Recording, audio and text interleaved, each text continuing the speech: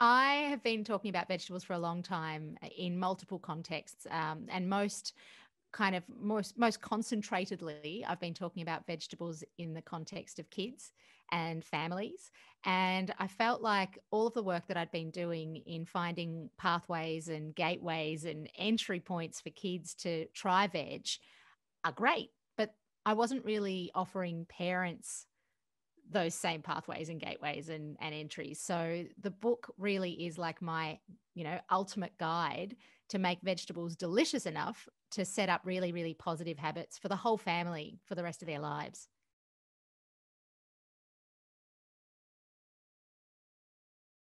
I feel like the recipes, there's over 150 recipes in the book, but I still see them as serving suggestions more than sort of follow, color by numbers. I would prefer for people to take away the confidence to use their intuition when it comes to vegetables and cooking with veg, because one person's burnt is another person's burnished. So the more that you play with veg and play with your food, the more you find out what it is that you love, and the more that you find love in the kitchen.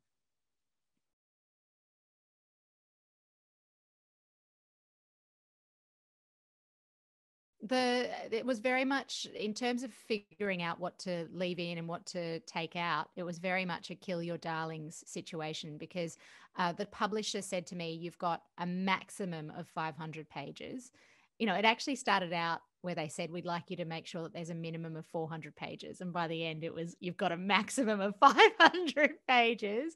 And we were literally up to, the day before sending it off to print, we were cutting recipes because the book was too long. So I just asked myself, what was the weakest link? Because you're only as strong in a cookbook, you're only as strong as your weakest recipe. So I didn't want a single recipe to be in that book where someone cooked it and was disappointed, because I know for myself, it might be cow wallpaper behind me, but I've got a bookshelf like yours, pretty much full of cookbooks. So, and there are cookbooks that I look at and flick through the pictures, and there are cookbooks that I know I can go to and just tried and true and work every time. And I want my recipes to be like those. So that was the clincher for me. But the thing that's disappointing, I suppose,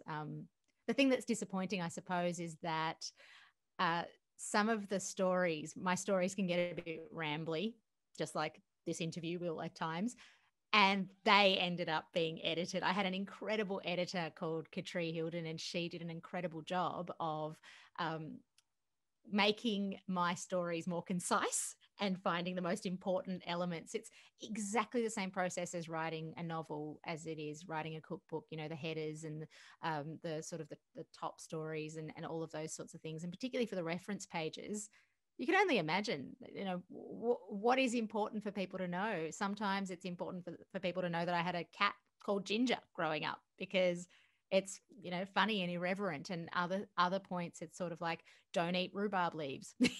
So it's a hodgepodge of a book.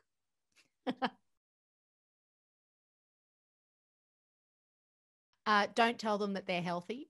Don't bother giving them the nutritional stats, because kids don't care. Talking to kids about the health benefits of vegetables is about as useful as talking to them about superannuation. You've got to find other exciting, curious points to pique their natural interest in the world. And by doing that, you spark their curiosity and you open up their imagination, and they'll be much more likely to try new things and discover that, hey, actually, this is actually delicious, and I'm going to eat it because I like the taste, not because it might be good for me moving forward when I'm 60.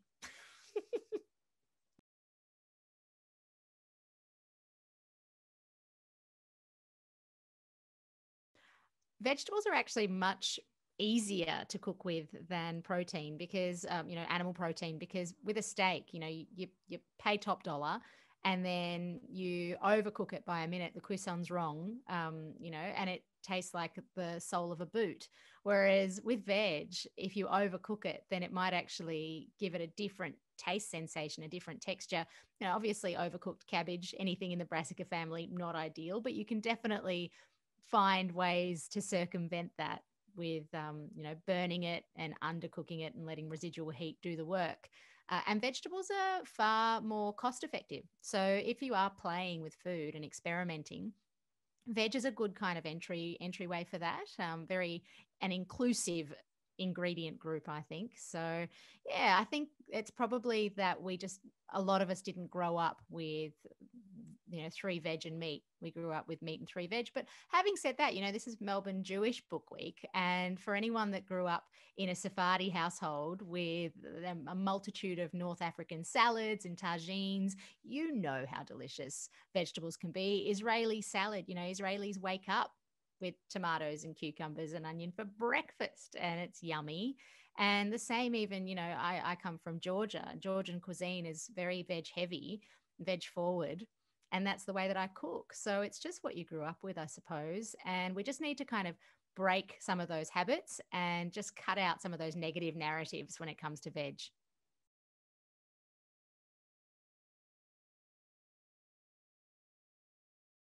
Both I would say Brussels sprouts.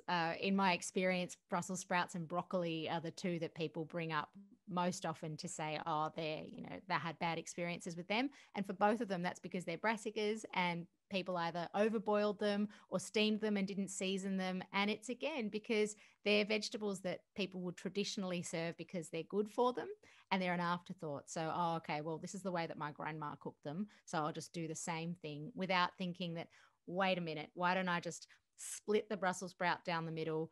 So, pop it face side down on a preheated pan with olive oil and maple syrup or, honey and soy sauce and chuck that in the oven and it comes out and they're sweet from the honey or the maple syrup and the soy sauce and the sweetness that actually comes out in brassicas when you burn them up, when you caramelize them. So if you are a person that is watching this and thinking I'm a Brussels sprout hater, then just know that to me is like the litmus test of somebody's willingness to try new things. If they tell me that they're like, oh, I don't like Brussels sprouts, then that tells me a lot more about you than you think.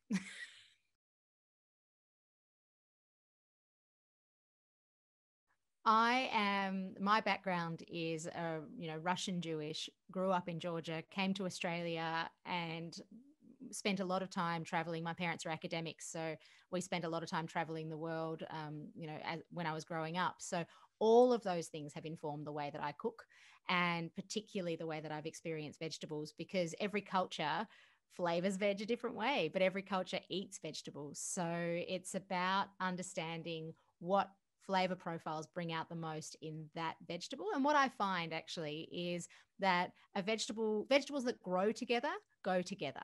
So, there's a reason why eggplant and coriander are such happy friends.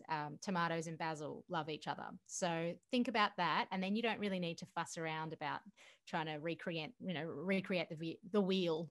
Reinvent the wheel is what I was trying to say. I write books. Hello. Okay, there is an absolutely insane pasta going on at the moment. I stole this. I'm stealing it right now from TikTok for you. It's the baked feta pasta. If you haven't made this yet, you have to.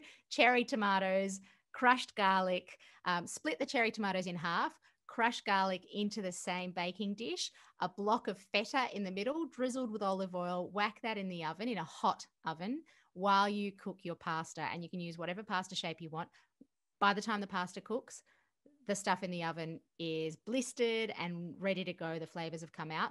Hot pasta into this baking dish, melts the feta and turns it into like a creamy tomato sauce and maybe some fresh basil.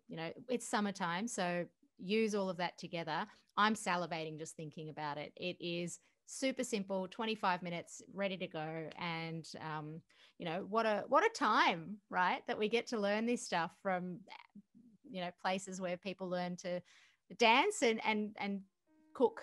How cool.